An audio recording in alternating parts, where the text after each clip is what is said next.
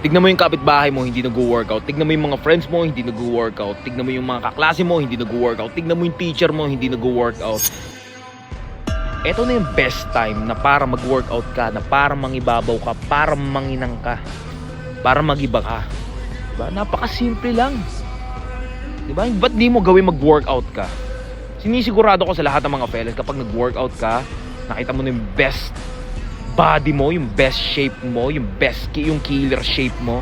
Kapag nakita mo na yan, malamang sa malamang, pag naglakad ka sa loob ng hoods ninyo, sa loob ng classroom ninyo, sa loob ng meeting, kung ano man yan, sa trabaho mo, ay sinisigurado ko sa fella ay nangingibabaw ka na agad.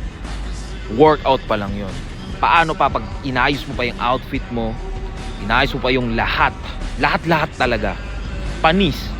So doon na nagsisimula yung bakit ang lakas ng aura mo. Kasi wala kang aura kasi baduy nga yung katawan mo. Hindi mo na-check na yung mga nasa paligid mo ay mga 99% mga tamad. Hindi sila nag-workout. Kaparehas mong mindset. Ayaw rin nila mag-workout. Ganun na ganun. Parehas na parehas kayo. Kaso ayaw mong humiwalay. Pinipilit mong maging tubig. Ayaw mong maging langis. Ayaw mo dito sa kabilang side.